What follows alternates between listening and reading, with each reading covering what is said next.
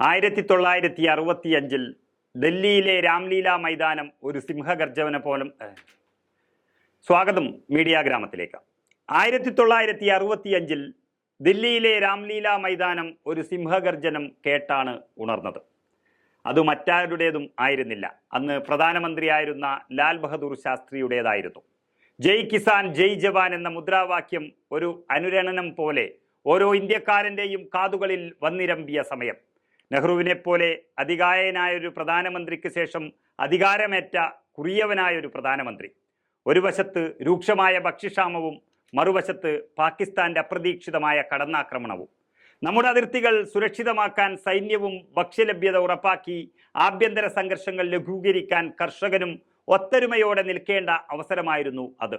അപ്പോഴാണ് വൈദ്യുതി തരംഗമെന്ന പോലെ ശാസ്ത്രിജിയുടെ ഈ വാക്കുകൾ നമ്മുടെ കാതുകളിലേക്ക് ഒഴുകിയെത്തിയത്. ഇപ്പോൾ ഇത് ഓർക്കുവാൻ കാരണം ഒരിക്കൽ കൂടി കർഷക സംഘടനകൾ ഒരു സമരമുഖത്തേക്ക് വന്നിരിക്കുന്നു. ഉത്തരേന്ത്യയിൽ മഹേന്ദ്ര സിംഗ് ടിക്കായത്തും, മഹാരാഷ്ട്രയിൽ ശരത് ജോഷിയും, തമിഴ്നാട്ടിൽ നഞ്ചുണ്ടസ്വാമിയും, കർണാടകയിൽ നാരായണസ്വാമിയും നേതൃത്വം കൊടുത്ത നിരവധി കർഷക പ്രക്ഷോഭങ്ങൾ നടന്നിട്ടുണ്ട്. ചരൺ സിംഗ് മുതൽ ദേവഗൌഡ വരെയുള്ള രാഷ്ട്രീയ നേതാക്കളുടെ വളർച്ചയും ഈ സമരങ്ങളുടെ പശ്ചാത്തലത്തിലാണ് ഉരുത്തിരിഞ്ഞു വന്നത്.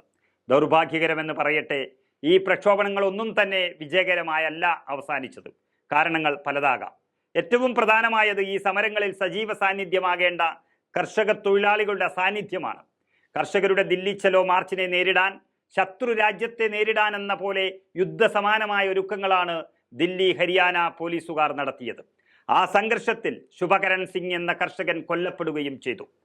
പഞ്ചാബ് സർക്കാർ വാഗ്ദാനം ചെയ്ത 1 കോടി രൂപയുടെ നഷ്ടപരിഹാര തുക പോലും ആ രക്തസാക്ഷി കുടുംബം നിരസിക്കുകയാണ് ഉണ്ടായത്. അവരുടെ ആവശ്യങ്ങളുടെ ന്യായമായ പരിഗണനയാണ് അവർ ആവശ്യപ്പെട്ടിരിക്കുന്നത്. താരതമ്യേന പരിമിതമായ ആവശ്യങ്ങളാണ് കർഷകർ ഉന്നയിച്ചത്. വിളകളുടെ താങ്ങുവില വർദ്ധിപ്പിക്കുക, കടങ്ങൾ കഴിയുന്നതും എഴുതിത്തള്ളുക തുടങ്ങിയവ. 2 വസ്തുതകൾ മനസ്സിലാക്കുമ്പോഴേ എത്ര ക്രൂരമായാണ് ജയ് കിസാനെ ഈ സർക്കാർ അവഗണിക്കുന്നത് എന്ന് മനസ്സിലാവും. കഴിഞ്ഞ 5 വർഷത്തിനുള്ളിൽ 10,60,000 കോടിയിലേറെ രൂപയാണ് വൻകിട കുത്തകകൾക്ക് കടാശ്വാസമായി ഇവിടെ എഴുതിത്തള്ളിയത്. അതേ മന്ത്രിയുടെ മറ്റൊരു പ്രസ്താവന, കഴിഞ്ഞ 5 വർഷത്തിനുള്ളിൽ കാർഷിക കടങ്ങൾ ഒന്നും തന്നെ എഴുതിത്തള്ളിയിട്ടില്ല. ഇവരോട് ഏതെങ്കിലും ശ്രീരാമൻ ക്ഷമിക്കുമോ? കഴിഞ്ഞ കാലങ്ങളിൽ നടത്തിയ കർഷക സമരങ്ങൾ വിജയിക്കാത്തതിന് കാരണം കർഷക തൊഴിലാളികളെ ഒപ്പം ചേർക്കുന്നതിൽ കർഷക സംഘടനകളും രാഷ്ട്രീയ കക്ഷികളും പരാജയപ്പെട്ടു എന്നതിലാണ്. അല്ലെങ്കിൽ അവരെ 2 തട്ടിലാക്കുന്നതിൽ കർഷക സംഘടനകളും രാഷ്ട്രീയ കക്ഷികളും വിജയിച്ചു എന്നതിലാണ്. ഇന്ന് 12ാമത്തെ ദിവസമാണ് കർഷകർ പെരുവഴിയിൽ കഴിയുന്നത്. പുരാണ കഥകളെ ഉദ്ധരിച്ച് വിമർശകരെ പരിഹസിക്കുന്നതിൽ നരേന്ദ്രമോദി പ്രസിദ്ധനാണ്.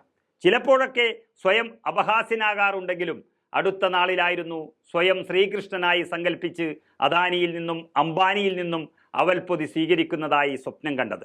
അങ്ങ് കുന്തിദേവിയും പാണ്ഡവരും വനവാസകാലത്ത് താമസിച്ച ഏകചക്ര ഗ്രാമത്തെയും അവിടം ഭരിച്ചിരുന്ന രാക്ഷസ രാജാവായ ബക്കനെയും ഈ മോദിജി മറന്നിരിക്കാൻ സാധ്യതയില്ല. ആ ഗ്രാമത്തിലെ എല്ലാ വീടുകളിൽ നിന്നും എല്ലാ ദിവസവും തനിക്കാവശ്യമായ ഭക്ഷണം എത്തിക്കണമെന്ന നിർബന്ധം ബക്കനുണ്ടായിരുന്നു. കൊണ്ടുവരുന്ന ആഹാരം മാത്രമല്ല, കൊണ്ടുവരുന്ന വ്യക്തിയെയും ഭക്ഷണമാക്കുകയാണ് ബക്കൻ ചെയ്തുകൊണ്ടിരുന്നത്.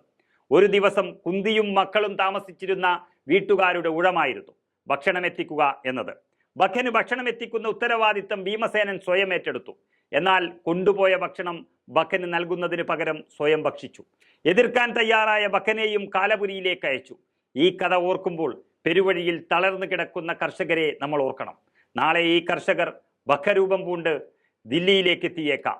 ദുസ്വപ്നങ്ങൾ ഒഴിവാക്കാനുള്ള മാർഗം ആലോചിക്കുക.